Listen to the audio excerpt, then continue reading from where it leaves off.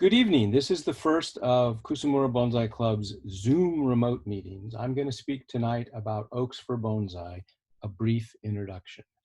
I want to start first by saying that I consider myself an oak enthusiast after 10 to 15 years of working on oak bonsai, but I don't consider myself an oak expert yet.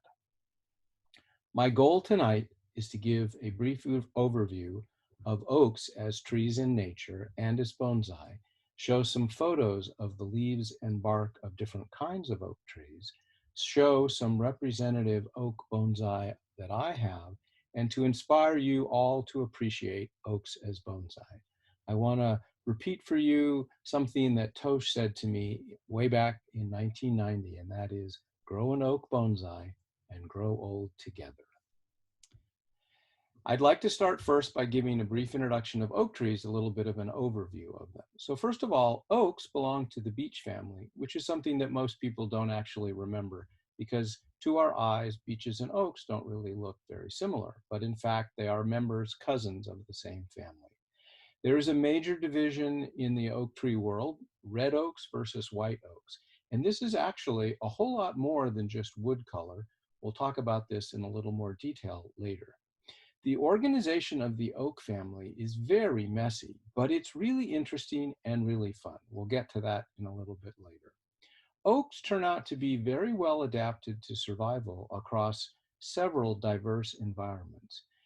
There is tannic acid in the leaves and the bark, which protects against fungi and insects. The thick bark also acts to protect the trees against fire in the natural habitat. And as well, the thick trunk and the thick branches store water for use during the drought, which is also typical in their natural habitat. In addition, oaks have a very strong symbiotic relationship with mycorrhiza fungi. In bonsai, we talk a lot about mycorrhiza fungi for pine trees, but it's also very important for the health and well-being of oak trees. We'll touch on that in a bit as well. Let's talk about a little bit about that. And for those of you that if I go too deep into the science, my apologies, but it really is fun. So California native oaks and mycorrhiza. So the word mycorrhiza literally means root fungus. So mycorrhiza is defined as the symbiotic association between a fungus and a plant. So it goes both ways. So the mycorrhizal fungi provide nutrients and water to the oak. And the oak provides carbohydrates in the form of food to the mycorrhizal fungi. So most people who aren't into bonsai think trees just get all the nutrients straight from the soil. Not true. There's an intermediate species, the mycorrhizal fungi, that do that transfer. So the microbiome is another word that's been popular in the last 5 or 10 years, and it's defined as the entire population of all the bacteria, all the fungi, and all the plants as a whole. So the coast live oaks and the manzanitas and the ceanothus, the ribes, the red berries, and the coffee berries, all California natives, turn out to be hooked together into a mycorrhizal grid, a network for sharing resources. And I gave you a reference here, and I'm assuming eventually this will get up on our website for you to look at. There's also a really interesting TED Talk by a woman who studies trees, and she's shown that in a forest, trees share nutrients between them. And trees that are weak have a preferential intake of nutrients in the soil. So stronger trees support weaker trees in a forest. It's a fascinating bit of science. Okay, so now we're going to start kind of tipping our toes into the organization of the family. So one way to look at that is to look at the things that are evergreen and deciduous. So there's a set of evergreen trees that many of us are familiar with: the coast live oak, the canyon live oak, the interior live oak, the cork oak, and the holly oak. Those are all oaks that tend to be evergreen in the climates that we see. In addition, coast, canyon, and interior live oaks are all cousins, and they hybridize. So you can get trees that are intermediate between the classic shapes of those trees. Then there's a set of deciduous trees. The valley oak is the big one we're very familiar with in the Central Valley. It All has a right, cousin Dave. that's on a smaller scale, the I gave blue you, oak. And then there's an Oregon oak that's actually a dwarf called a Brewster's oak. I have one of those and I'll show you a picture of it later. And I'm giving you the Latin names here just, because I want to. And then there are some trees that kind of depend on where they're finally grown. Scrub oaks can either be evergreen or deciduous depending on the local environment. So that's one slice through the family, thinking about what's evergreen and what's deciduous. Another way is to do it scientifically. So oaks have a subgenus. One of them is called Quercus, which most people are familiar with, and another one is called Cerris. And the distinction between these two subgenus is Quercus evolved in the New World and Cerris in the Old World. And then, just to make matters complicated, from those two subgenus, there are 9 sections. And the 9 sections are listed here with, on the far right, examples from that section. So for example, Quercus, the section Quercus includes the valley oak, the blue oak, the leather oak, the scrub oak, and the Brewster's oak. And down lobata is where the coast live oak, interior live oak, and black oak are. Now, just to complicate matters, I told you that the canyon oak, coast live oak, and interior live oak are cousins, and they hybridize, but they're in different sections. And then I've also indicated the connection between the section and the more common term white oak or red oak. So Quercus section is the same as a white oak. The lobata section is the same as a red oak. Okay, that's the new world. In the old world, we're familiar with cork oaks and holly oaks, and recently we've seen a few examples of the daimyo oak. Now, Jerry has one that he's put in the show a few times.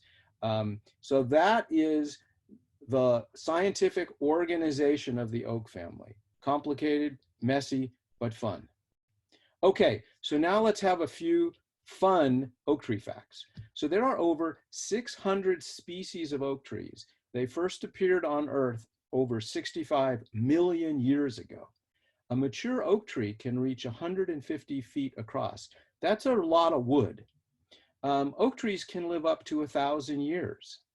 And an oak tree, over the course of its life, can produce up to 10 million acorns, but only about 0.01% germinate, and a lot of them don't make it after that. Some ancient cultures, pagan cultures, worshipped oaks as signs of strength. You see that in Europe a lot. And oh, by the way, gourmet truffles are oak fungi. And finally, the largest living oak is in Louisiana, and I've given you the website here. Do you notice the small little plantation mansion in the background? Large, large oak tree. Okay, California oaks. So there are over 100 species of oaks in California. Oaks come in large, small, and intermediate sizes. They can be evergreen or deciduous or mixed, as I mentioned earlier. Oaks have spirally arranged leaves. So some trees like maples come in pairs, and some trees like elms alternate right and left. Oaks are something a little different. They are right and left with a twist. So they're right, left, but they're still rotating as they go around, which makes their design interesting. So bark textures change over time. Most oak trees don't reach mature bark until they're about 50 years old. That's also about the time that oak trees will begin to flower and form acorns. As I mentioned a couple times before, hybridization is very, very common, and this modifies the bark texture, the leaf shape, and the leaf size. This all leads to oaks making wonderful bonsai. Okay, so now I'm going to talk about some examples of oak trees. These are not bonsai, these are trees out in the wild, well, more or less out in the wild. And I'm going to talk about evergreen trees like the coast, canyon, and interior live oak, the cork oak, and the holly oak. Some mixed oaks like the scrub oak, and then the deciduous oaks, the valley and the blue oak. Okay, so the first one I want to talk about is the coast live oak, a very familiar tree to the Bay Area. I've taken pictures around where I work, where I had convenient scale objects. You can see the cars for the scale. Most people are very familiar with this tree. It has slightly wrinkled leaves, not much of a lobe, and spikes. One of my favorite styles of oak tree is Octopus style. This used to be a well-known style in Japanese bonsai, but I don't see very much of it anymore. And you'll note that I took this picture in my neighborhood. This oak, Octopus style oak tree has a small accent house, so it sets the scale. Coast live oak bark is really interesting. It starts out very smooth and silver. Most of us in our mind have an image of coast live oaks with smooth bark, and that's because they're either young trees or they're trees that are somehow dwarfed by their environment to not fully mature. So here's examples of how this silver bark begins to evolve into the more textured bark. And this happens around the 50-year time point. Usually these fissures start at the base and they work their way up the tree, but not always. You can see here on the far right, the fissures are higher on the tree than on lower. It just depends on how the tree grows. Coast live oaks that are over 100 years old, and I show two examples here, have really rough bark, but it's rough in a very different way than the valley oaks that have long linear ridges. So this is more kind of a random bark. And they maintain that silver juvenile bark for up to 75 to 100 years. Okay, on to canyon live oak. So this is a cousin, likes to grow in a little actually wetter place. Very similar. The picture in the middle has a few humans in it, just to give you a scale. These can be large trees. And you notice the leaves are a little more spiny, and they tend to be less planar, a little more wrinkly. Close cousin. Here's an interior live oak, and it's yet another cousin, and it has a really interesting pattern where the juvenile foliage looks like the canyon oak, but then over time, the mature foliage in a mature tree starts to smooth out. But you look at it, it looks like kind of a small version of the coast live oaks that you've seen all around. This one is adapted to the dry interior. Okay, cork oaks. So I didn't get, it was after the confinement, so I didn't get out to Palo Alto to get to their street trees. So I used some bonsai examples here. So cork oaks have yet a different kind of texture in their bark. They have that silver initial coloring from the juvenile foliage, but it's a different, obviously, bark pattern than any of the other oaks. And for those of you who are wine drinkers, your cork, the corks to your wine bottles come from the bark of these trees. So in places like Portugal, they have orchards like this, and they strip off the bark every 10 years and use it to make wine corks and let the trees recover. So this, the leaf of this tree, again, doesn't have lobes, has minor spines, but is also a lot more pale and silvery on the bottom. So that is the cork oak. Remember, this is an old world oak, the cork oak, Mediterranean. So here's a holly oak, either Holme, which is I think the Germanic term for holly, and ilex is the Latin name. This is a tree that has leaves that are similar to some of the other live oaks, but it has a bark which is kind of intermediate. So it's not silver like the coast oaks, and it's not deeply fissured like the valley oaks that we're going to get to. This tree is very common in Palo Alto and Menlo Park, and sadly, one of the ways you can tell this tree from a distance is it looks black because it has a lot of fungus growing on it from the aphids that are working over the leaves. Anyway, see this a lot in the street trees in Palo Alto, Menlo Park. Okay, scrub oak. This is a wonderful oak for bonsai, but a really nasty oak if you're hiking in the foothills. So it is small leaf, small structure, small leaf, and really sharp, prickly spines. And there's a lot of hybridization, again, a lot of different varieties of this. And a lot of people, Christine and I have tried to grow Dorada, which is the leather oak. I don't know if Christine still has any alive. Mine all succumbed after a few years. This is the leather oak is often mislabeled as a scrub oak. It's actually a slightly different species. Okay, so I think that is the last one. Oh, no, so that's the last evergreen oak that I want to talk about. Now we're going to talk about some deciduous oak trees, starting first with the valley oak. So this is kind of a symbolic tree for California. I took these pictures on purpose in the winter when there weren't any leaves, so you could see the structure. Very heavy branched, particularly in the valleys, designed to withstand long periods of no water, drought. These trees tend to be, these leaves tend to be deeply lobed and no spines, characteristic of the white oaks. We'll talk a little bit more now about the bark of this tree. So here's an example of 30-year-old and 50-year-old valley oaks. So the trees on the right are kind of what your mind thinks of when we talk about valley oaks that you see everywhere around. Long, linear, deep fissures in the bark, but they get there gradually. And if any of you have grown valley oaks from seedlings, you know they start out with really smooth bark, and then they evolve this deep fissured bark. So I just wanted to show you at 30 years, it's sort of partially into that deep fissured bark category. And by 50 years, the bark fissuring is mostly complete. Here's another oak, the blue oak. So this is kind of a little brother to the valley oak. It's smaller in stature and the leaves are smaller, and it's also adapted to the dry interior. This is one of my favorite bonsai oaks because the leaves are naturally smaller. They have a blue tinge, and the bark is, again, kind of intermediate between the coast live oaks and the valley oaks. All right.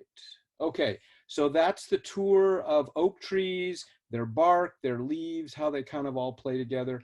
I want to speak a little bit about some general oak bonsai care concepts, and then some style, and then I'll move into some examples of the bonsai that I have. Okay, first off, oaks naturally grow with deep taproots. They're designed to survive in a drought climate, so their survival depends on, as fast as possible, getting within diffusion distance of the water table. So they need a deep taproot. It's better to trim the taproots earlier rather than later to make them into bonsai.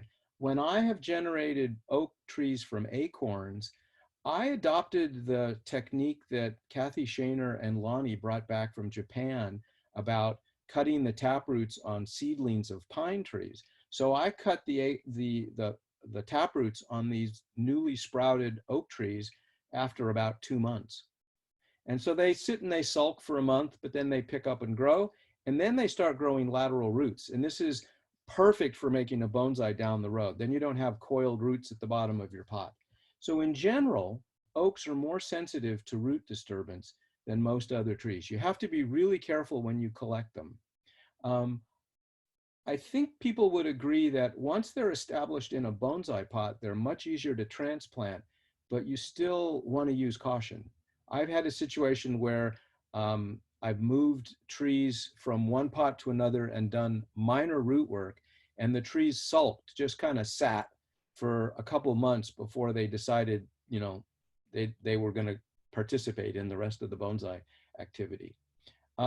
Oaks are very drought tolerant, as I've mentioned many times, but if you water them sufficiently, if you give them a lot of sun, a lot of water, and a lot of fertilizer, they will grow very fast. And if your goal at some point in development is to bulk up an oak, you can do it with lots of water, lots of sunshine, and lots of fertilizer. I find that defoliating deciduous oaks helps two things: ramification, which is what you expect, and if you happen to live in a place where you have hard water, like I do, it also reduces the leaf size and the burn. So essentially in June, I cut off all the leaves of the valley oaks. So, and then they sprout again, and they sprout smaller leaves, and they back bud, and everything's good. But I do want to say, like any other bonsai, you can only get away with defoliating if the trees are really healthy and strong. You never want to defoliate a weak tree, because then you're putting it into deep shock. Another thing I learned over years of experience is that oaks will sprout preferentially wherever they were cut. So if you are growing a branch out to somehow, let's say, thicken the branch or thicken the trunk behind it, if you let it grow, I'm just going to make up a number, 2 feet long, and you cut it at the 1 foot point, the oaks will sprout right there where you cut it. They won't sprout back behind in that initial flush of new growth. So when you cut strong branches back, you want to cut them where you want the secondary branches to start. Just want to make that point.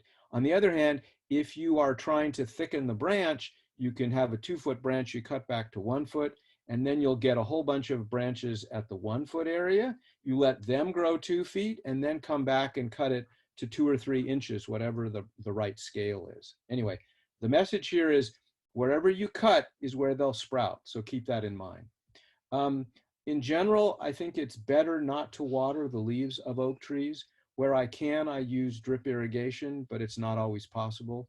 Again, if you have hard water like I do, the leaves will burn. And in particular, the valley oaks, the blue oaks, all suffer from leaf burn to a much stronger degree than the coast live oaks. In terms of soil, I use my standard deciduous soil mix and my standard fertilizer routine. I don't do anything special, but those of you who know me well know that I don't have very many, combinations. It's either a deciduous soil mix, a conifer soil mix, or a juniper soil mix, and not a lot of variation in between. Okay, just some general bonsai design concepts. Remember that thick trunks and thick branches are natural design elements, so use them. That's the tree. If you want to fight the tree, you're welcome to it, but often if you work in unison with the tree, you get a better result. Oaks will grow very quickly, 2 or 3 feet long branches. That doesn't work for bonsai. You need to manage the early shoots early. So if you're going to put some motion in them, wire them early and wire them loose, because they cut. I mean, I've had oaks cut in 4 or 5 weeks because they grow so fast. The other thing is that vertical and cascading branches are typical design elements in nature, and they violate lots of bonsai rules, but I think they're part of what make oaks appealing. So I recommend you use them, but that's a personal preference. If you don't want to manage the wire cutting, you can pull down branches with a guy wire to create a pendulous feeling. So if I want eventually to have a 3-inch branch that's horizontal, I will let the branch grow 12 inches and guy wire it down near the middle after it's hardened off a little bit, so that the first 3 inches are in the position I want. And I don't care what happens outside of the 3 inches. Then at the end of the season, and I'll show some examples later, then at the end of the season, I take the guy wire off, I cut it to 3 inches, I sacrifice everything outside of that, and I get the branch in a horizontal plane where I want it. And I never have wire cutting issues that way. So that's kind of a shortcut trick. I'll also say that native oaks can have very interesting exposed root systems, and you can use that as a design element. I'll show a couple of examples of exposed roots in the oak bonsai. As opposed to bulking up a branch or bulking up the trunk, if you're trying to maintain a form or a silhouette, you want to trim the first shoots as soon as possible.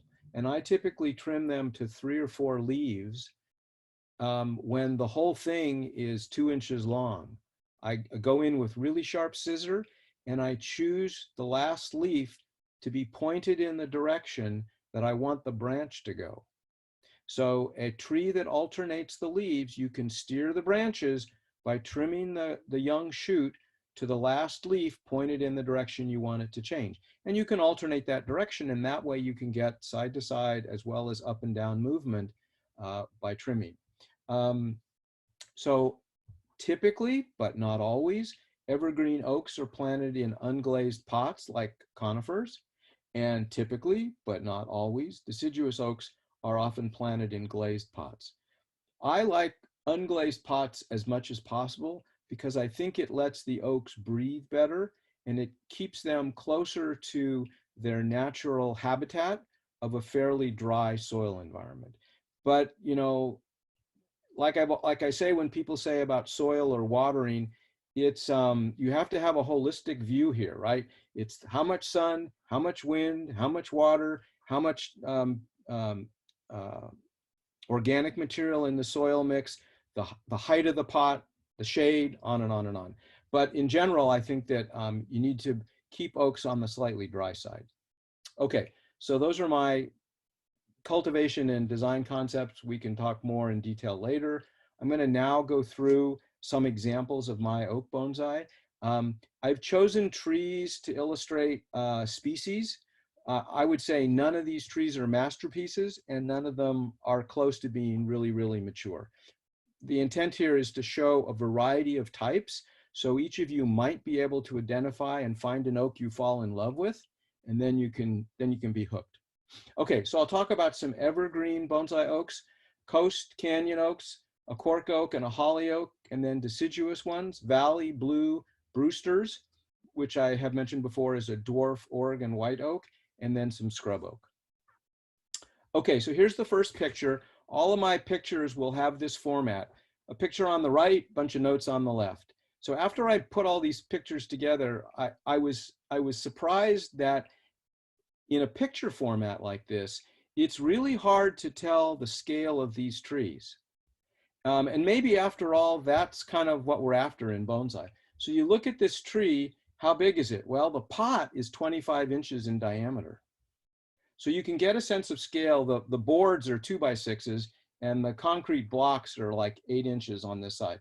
So this is a coast live oak that, Janet, I dug up from your yard in, was it Ladera or Portola Valley? I can't remember the exact city address, but anyway, so this is about 40 inches tall. It's about 45 years, and the trunk at the base is about 8 inches in diameter. This is a 2-person tree. I had to wait till my son was strong enough to help me lift it so I could transplant it. I waited like 10 years for that operation. Anyway, so this is a coast live oak. And you'll see that even at 45 years, the bark is pretty smooth and silvery. Okay, here's another example of a coast live oak. This is one that I bought from John Planning. To scale, it's about 15 inches across. The tree's about 22 inches high. It's a little over 50 years. The bark has begun to roughen up, and this one attempts to make acorns every year. That's the other 50-year mark. And I frustrated because I cut them off. I'm still trying to figure out, the style and the shape and get it to be super healthy. Anyway, so that's another example with rougher bark. Here's an example of a canyon live oak. This is a tree that I bought at Summer Winds a few years back. It's about 21 inches tall and about 15 inches wide. And I got it as a 5-gallon pot, and I put it in a wooden box for several years to bulk it up. I'll show you some examples. For those of you who are wondering what those black screens are sitting on top of the soil, those are squirrel frustration devices. I have a lot of squirrels in my yard, and they always try to bury their acorns in my bonsai pots. And I have a lot of frustrated squirrels in my yard now because I put screens like this on all my trees. Okay, here's another canyon live oak. It's about 10 inches tall and about 12 inches across. It has like about a 2.5-inch diameter trunk, and it's in a semi-cascade style. When I took these pictures, it was a little bit before most of these trees had leafed out. You can see just a little bit on the left side of the new foliage. And you can see, looking at this, see the little spikes around some of the leaves. So you can see this is kind of a sharp, spiky tree. Here's a cork oak. This tree is in fact the tree that Tosh gave me in 1990. He gave it to me and said, it was a 2-year-old seedling. He said, grow an oak bonsai and grow old together. I have a lot of emotional connection with this tree. It's about 30 years old, just for scale. It's about 15 inches across the pot and about 23 inches tall. I put this in the ground. I grew it in the ground for 5 years to bulk it up. And when I dug it up, it had marvelous exposed roots. So I don't know if you can see, but maybe about 40% up on the exposed part of the trunk is where the actual union is between the roots and the stem. Everything below that is massive roots that grew out and then merged at the soil level below. So it's one of my favorite oak trees for all the obvious reasons. Here's another cork oak that I actually paid for, I bought from Tosh. So this tree's been in the show a few times. Dave has a similar oak. They're pretty similar in shape and size. This one, the pot's about 18 inches wide and the tree's about 30 inches, and again, about 45 years. These two cork oaks were the ones that I used earlier in the presentation to talk about the bark. Here's a little cork oak. This is an cork oak that I bought from John Planting, and next year it'll go into a bonsai pot. I've been trying to build up the trunk. So you can do smaller cork oaks as well. They don't have to be massive trees. They're actually cute on many scales. Here's an interesting tree. This is a holly oak. It's an acorn from Palo Alto.